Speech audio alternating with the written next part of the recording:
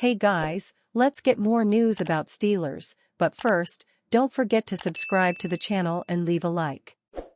Cowboys trade pitch moves Prescott, number 12 for $112 million Steelers star. The Dallas Cowboys have been in some interesting trade rumors over the past few months, mainly with Dak Prescott and others on the roster. However, moving Prescott now doesn't make much sense, unless the Cowboys landed a franchise quarterback in return or a draft haul they couldn't pass up on. Despite that reality, some have now suggested to trade Prescott for T.J. Watt of the Pittsburgh Steelers, including former NFL quarterback Kurt Mccord, who proposed a trade that would move Prescott and the 12th overall pick in the 2025 NFL Draft to the Steelers for Watt, one of the best edge rushers in the NFL. T.J. Watt for Dak Prescott and a first-round pick swap, who says no? Steelers get a QB and avoid the contract plus get pick number 12. Cowboys get pick number 21 plus Watt and get to see what Milton can do. They'd have the best D-line in the NFL and would give them an actual chance in the NFC East, Mccord said. While the Dallas Cowboys don't have much reason to move on from Prescott, the same might not be said for the Pittsburgh Steelers and their All-Pro. According to a report from Mark Kaboly of the Pat McAfee Show, he believes there's something to keep an eye on with the Steelers and Watt. It makes the situation much more interesting, but moving on from Prescott might not make sense, even if the Steelers are open for business on the veteran. After talking to people, I'd keep an eye on this #Steelers TJ Watt contract situation moving forward a little more closely. It doesn't appear that the IG picture, below, he posted yesterday was just by chance. I'd imagine an extension is still going to eventually get done, but the price tag just might be a tad bit higher than some anticipated, he wrote. In a perfect world, the Dallas Cowboys would be able to add Watt without giving up Prescott. If they could move the 12th overall pick for him, that would be something to consider. However, the Pittsburgh Steelers are also looking for a franchise quarterback, and unless somebody falls to the 12th pick, there isn't much of a reason for them to want that pick.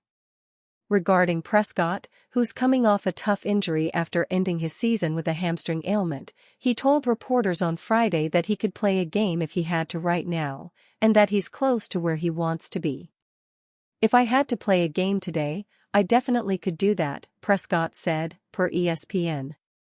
It's about moving forward healthy to make sure I can play 17 times, 20 games, whatever we get to when the time's right.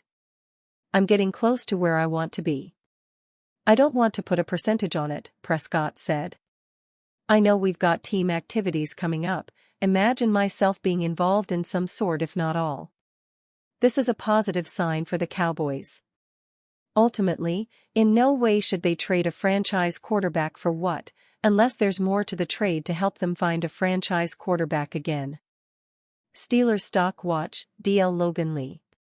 Before the 2025 season starts, Logan Lee should have more company in the Steelers' defensive line room.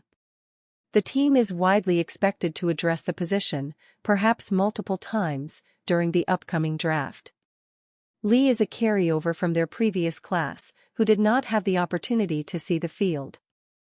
A 6th-round pick out of Iowa, Lee suffered an injury in training camp and landed on the reserve/injured list. Later on, he revealed that his injury was minor, and he could have played if necessary.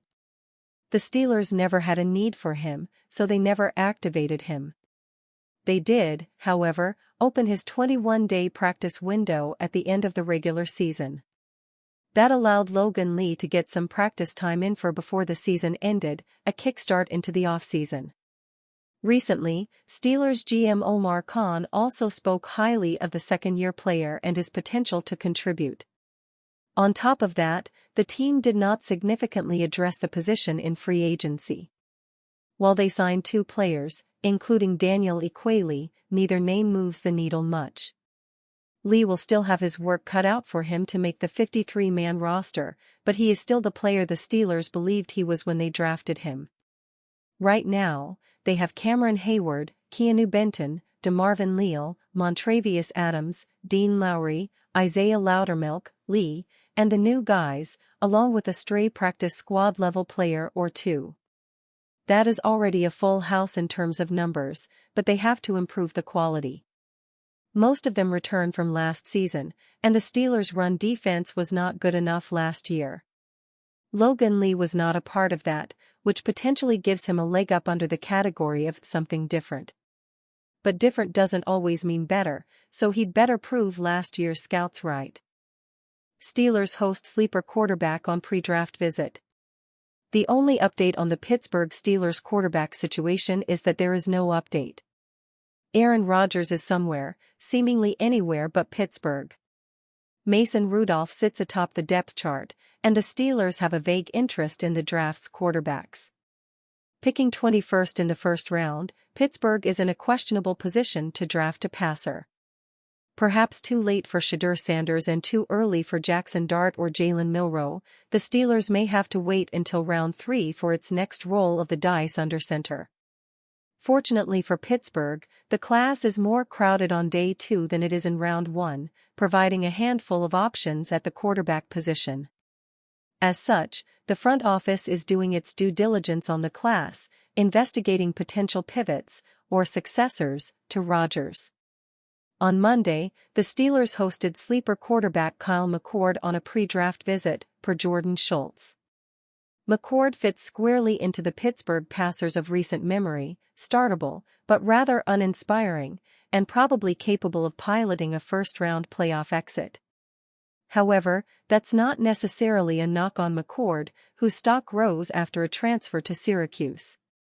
He led the nation in passing yards, 4,779, with 34 touchdowns and 12 interceptions. With big game experience at Ohio State and marked improvement in his final season, he looks the part of a pocket passer. Mccord has enough arm talent to stretch the field and make tough throws to the sideline, although his aggressiveness did lead to him leading the ACC in interceptions in 2024. He's rather still in the pocket, standing tall amid pressure both to his benefit and detriment. Without elite arm strength or athleticism, his upside is limited, but he profiles as a high-floor prospect, if you're willing to believe in the premise. As things stand, there isn't any reason to believe the Steelers are more interested in Mccord than any other quarterback in the class, but they can ill afford to miss out on information in the days before the draft. Expect him to be drafted either late on day 2 or early on day 3. And you, fan? What do you think about Kyle McCord's situation? Write to us in the comments.